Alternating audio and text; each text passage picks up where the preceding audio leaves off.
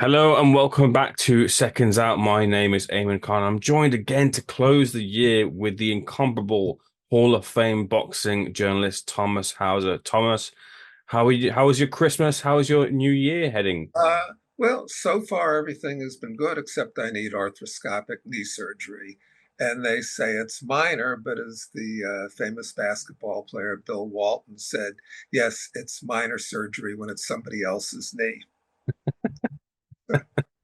Well, hopefully the new year brings you better health. And Christmas Day is for a lot of people, for a lot of families, a day of reckoning, getting the right presents in for their wanting children. But it was, in the boxing sense, one that held some significance towards the top end of the heavyweight division, especially in the way certain fights played out. Now, for people listening in, this conversation requires some essential reading in the form of Thomas Hauser's conclusions on the event, which you can find on the Guardian's website. I'll also gladly place a link in the description for people to access that easily. But let's start at the top of the card with Anthony Joshua, and I'll let you set the table. Having had strong opinions as to where AJ's future lies, did his resounding win over Otto Wallin do anything to shift your opinion on the former United champion's future in the boxing game? Now, look, first, the story of what happened in Saudi Arabia was not Anthony Joshua, it was Deontay Wilder. Hmm. I thought it was unbelievable how bad Deontay Wilder looked. I'm usually pretty good at predicting fights. I didn't think Joseph Parker had any realistic chance. This is a guy who was knocked out by Joe Joyce. He lost successive fights earlier in his career to Dillian White and Joshua. There was just nothing that suggested that he would beat Deontay Wilder over the course of 12 rounds. And Wilder looked terrible. I mean, the truth is, he looked like somebody spiked his water bottle. Now, I'd already used that excuse up with Tyson Fury, and he couldn't say that the crown he wore into the ring was too heavy because he used that excuse up too. I, I, I just was astonished by the result. And look, realistically speaking, if it hadn't been Deontay Wilder, and you had the sense that this is a man who could end the fight with one punch at any given time, I mean, frankly, I would have gone into the kitchen and made a sandwich. I mean, but for the fact that it was Deontay Wilder, it was a terrible fight, and I could not believe how bad he looked, and I don't know what it was. I don't know if it was age. I don't buy ring rust as an excuse because a fighter works in the gym, he spars in the gym. He should get the ring rust out of him by the time he steps into the boxing ring. He just looked awful, and it's hard to believe. So that certainly took the edge off a lot of things in boxing. One of the things it did, actually, ironically, is it made Fury Usyk a much more important fight. Fury's dismal performance against Francis Ngannou took some of the edge off Fury Usyk, and people were saying, well, Joshua Wilder might be as big a fight, but now that fight's down the drain. To go back to your question now about Anthony Joshua, I thought he looked good against a very ordinary opponent. Otto Wallin is best remembered for cutting Tyson Fury very, very badly. He won only 3 rounds that fight. I mean, I think most of the cards were what, 117, 111, whatever it was. I mean, when it went to the scorecards, Fury won by a wide margin, deservedly so. The cut, which was a fluke cut, gave that fight drama. And so, look, Anthony did what he was supposed to do against an ordinary heavyweight, the same way that he did what he was supposed to do against Robert Helenius. I don't know Anthony well. From what I do know, I like him enormously as a person. This is a very devalued heavyweight division. He's already lost to Usyk twice. Wilder, as we know, was beaten by Fury twice. It's not a good time for the heavyweight division. And, boxing is shooting itself in the foot again. By the time Mayweather Pacquiao came around, It was past its sell-by date. It was a dreadful fight. Pacquiao was far from his best. It was a terrible disappointment. At any given time, you could have made Joshua Fury. It would have been an incredibly big fight. You could have made Joshua Wilder. It would have been a huge fight.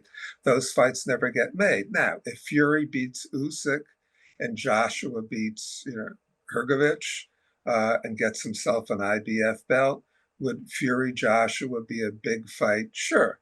But, that's down the road. Who knows what happens between now and then? I wrote and got some criticism for it in some circles after, I guess it was, what was Anthony's comeback fight after losing to Jermaine Franklin? I wrote that the bravest thing Anthony Joshua could do now is retire from boxing. And I don't regret writing that column. He has generational wealth.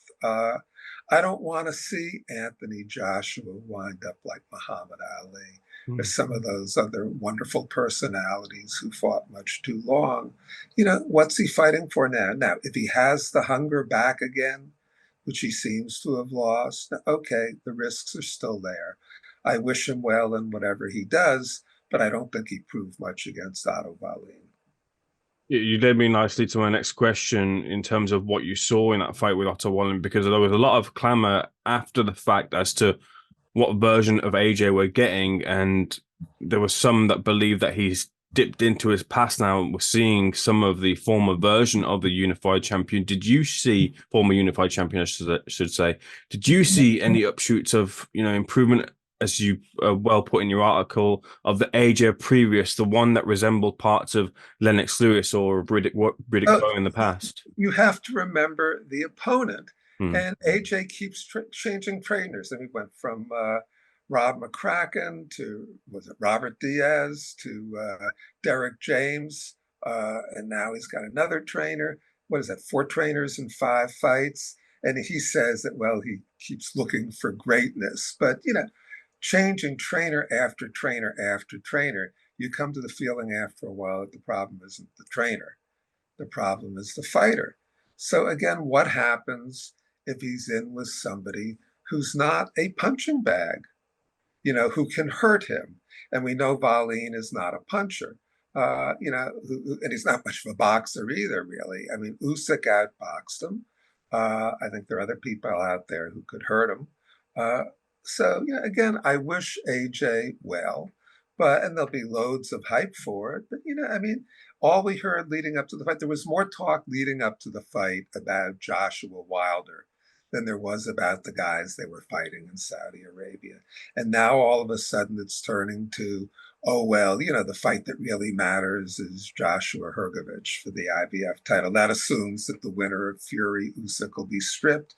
I wouldn't be surprised if there was an effort made to see Joshua against Francis Ngannou, which I think AJ would look good in. So, go figure. It's a tough one. Also, it's noteworthy that for all the talk we heard about this being the greatest fight card in the history of boxing, I saw an awful lot of empty seats in the arena on fight night. So, I don't know how big an attraction it really was. They haven't released the pay-per-view numbers. Obviously, it resonates within, the small circle of the boxing community and boxing junkies. But I don't know that there's much penetration beyond that. I know if I went out in the street here in New York and asked 50 people, what did you think about the heavyweight fights on December 23rd? Most people would shrug and have no idea what I was talking about.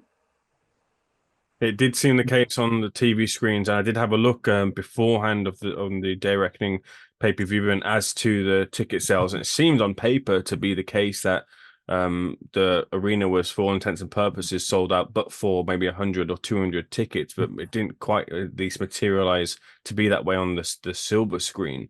But in terms of path set out for AJ, looking the lead up to the fight, although it was muddied slightly in terms of explanation from Anthony Joshua, he was clear enough in saying he wants anyone that's holding a belt right now. That's what's in his sights, as opposed to settling long-lasting rivalries with the likes of Deontay Wilder. But you feel that Hrgovic is the one that's most likely next? And do you feel that Hrgovic is that person that could cause AJ that damage? No, I don't. I think Hrgovic is a mediocre fighter. I mean, look, he's a professional fighter. He's undefeated. He deserves respect for that.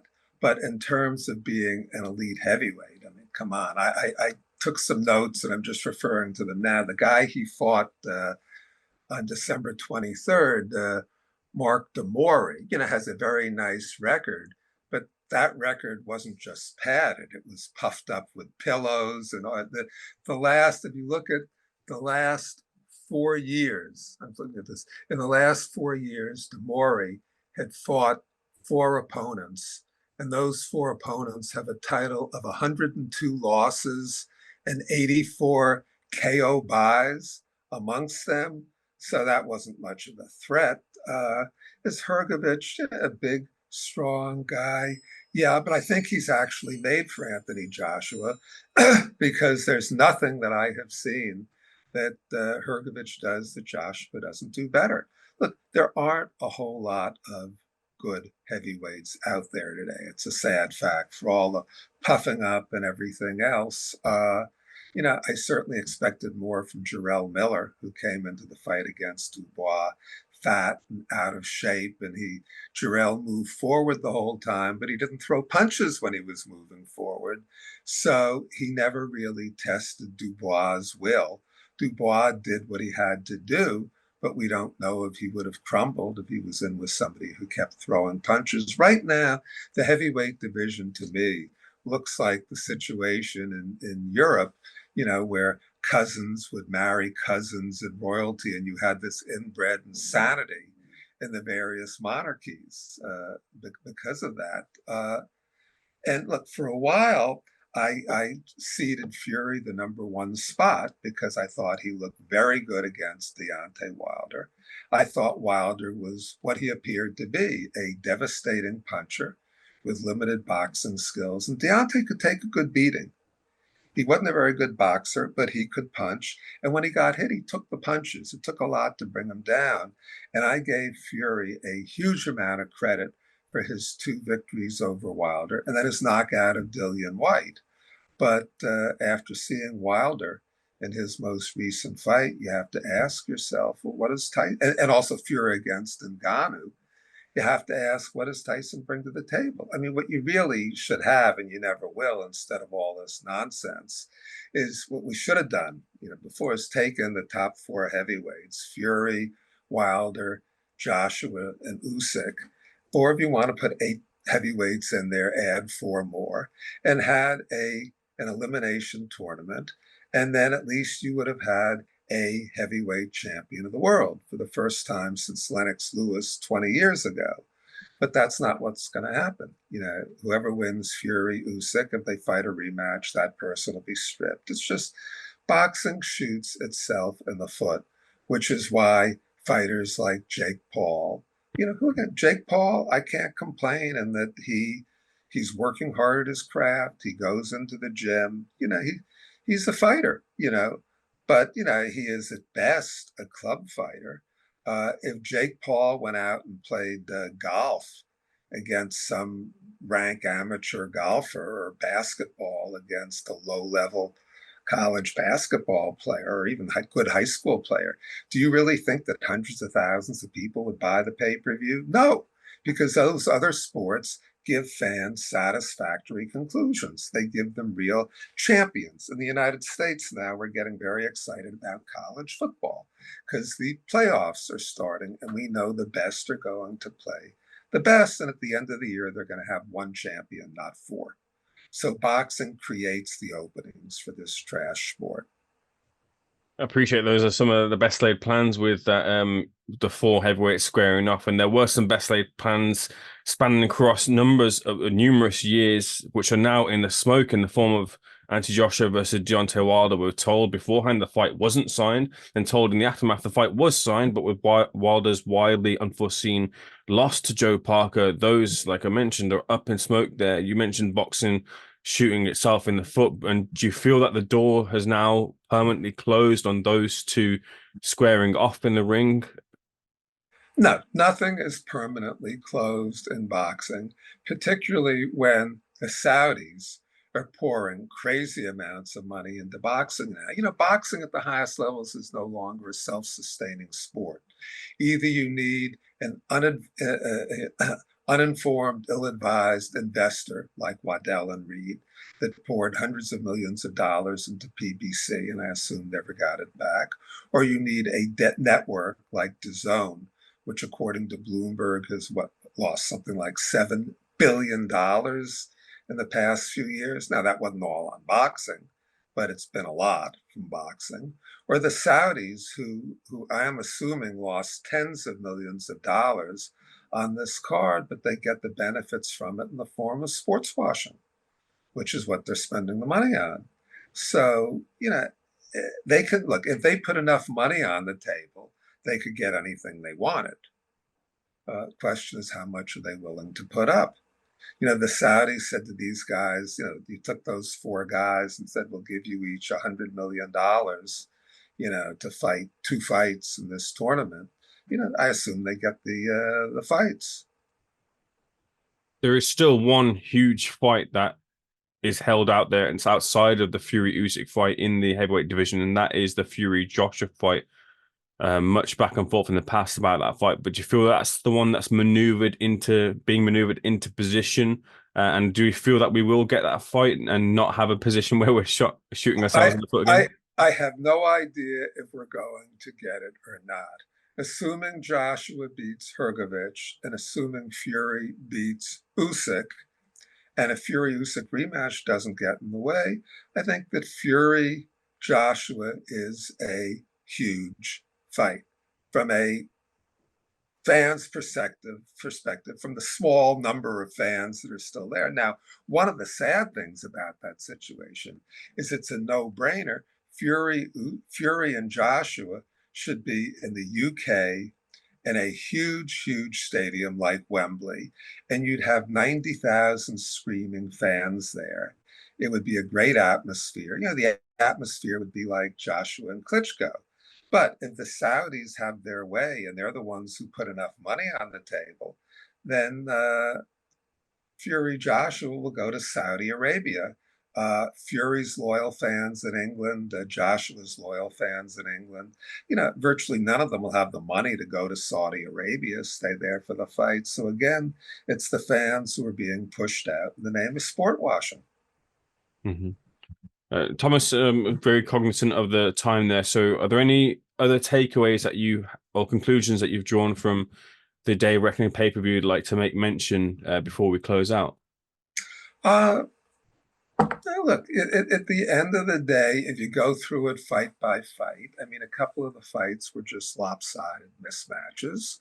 I thought Kabayal was impressive in exposing Mahmoud. I have trouble with the name. Makhmudov. Yeah. Makhmudov. We understood that Dmitry Bivol and Jai Opataya, going in were not in competitive fights. Daniel Dubois did what he had to do against an overweight, out of shape Jarrell Miller. With the height machine, any fighter can be built up and be built back, in a matter of months. It was not a great card. People talk about, oh, look at this, but there was only one championship fight on the card, and that was the Dmitry Bivol mismatch. I go back to the days where Don King had cards where you had Larry Holmes versus Ernie Shavers in one fight, with Ray Leonard, Roberto Duran, and Wilfredo Gomez in undercard fights. So this isn't the first time a fight with a lot of big names on it has happened, but boxing fans have been led to expect so little now, and you don't really have, except for a few people, an independent, discerning boxing press anymore. I mean, in the UK, you have Don McRae, who I think is a fine, not just a fine boxing writer, who understands the sport and business. Don is a fine writer. I'm a big Don McRae fan, but you have fewer and fewer people out there who could do much more than regurgitate press releases. And that's why, at least in the United States, the audience for boxing is shrinking and shrinking. Now, you have very good boxing fans in the UK. By and large, they're quite knowledgeable. But now what's happening is their biggest fights are being taken away from them. Mm-hmm. Respectfully concur with those statements that you mentioned there. And off the back of that as well, I have a couple of questions that have sprung to mind. Firstly, what of the matchmaking in regards to Jai Opetaia's two recent fights? One to Ellis Zorro, which ended conclusively in a resounding knockout, and his previous fight as well, too, with Jordan Thompson, which was a very lopsided fight in the favor of Jai Opetaia. Do you feel that there needs to be a step up in terms of getting Opetaia the right opponents, considering his last two fights? Yeah, I mean, look, I actually saw Ellis Zorro live last year. I was at your call, and he fought Dex Spellman. Now, Dex Spellman was a good, honest, hardworking club fighter with a lot of heart. And Ellis Zorro was life and death in that fight. There was a point where it looked like Ellis was going to get knocked out.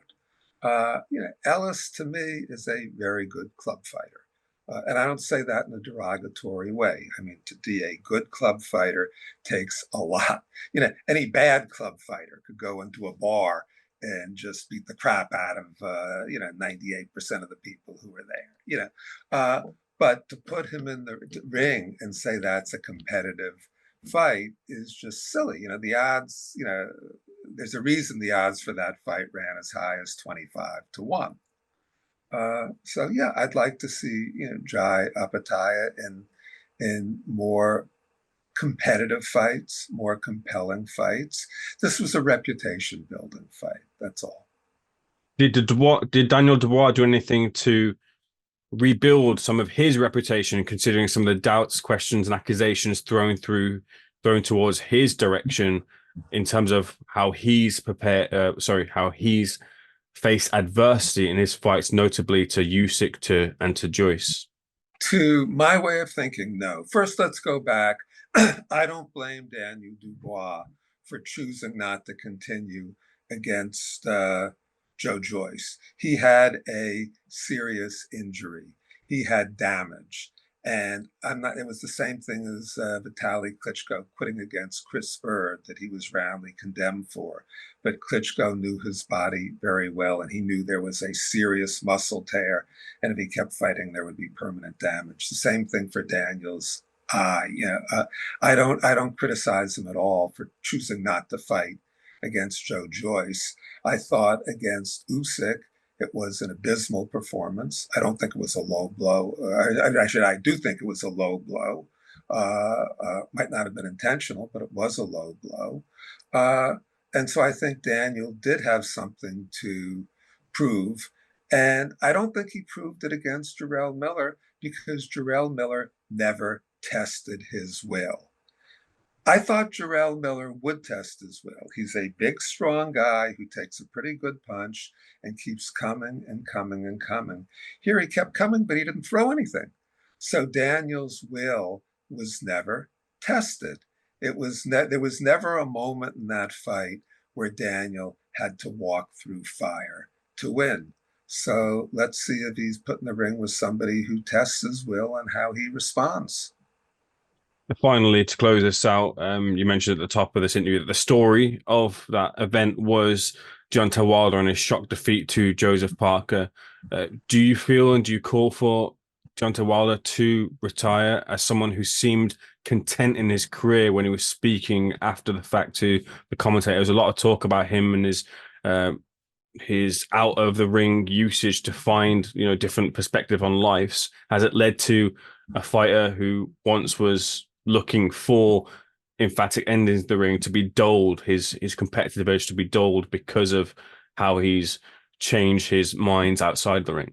No, my sense is that Deontay Wilder will fight again. And my sense is that he has a completely different mindset than Anthony Joshua in many, many respects. Let me put it another way. Anthony Joshua is somebody I'd let babysit for my kids if I had kids. I don't know that I'd want Deontay Wilder babysitting for my children. But I think Anthony Joshua could retire from boxing now. He'd have generational wealth. He'd have his sense of self. And I think he'd be a complete person. And the other side of that is I worry about him getting damaged in the ring. My sense is that Deontay Wilder doesn't have that sense of fulfillment as a person. I don't think he'd be as happy with other options. So no, I can't say that Deontay Wilder should retire from boxing. Well, I have the sense of fulfillment in speaking to you and having this conversation with you, Thomas, as again, as last time. It's a pleasure speaking to you. Thanks for speaking to Seconds Out. So I'm wishing you all the best in your new year as well, too. And hopefully you get better and healthier and we can speak again. I look forward to it.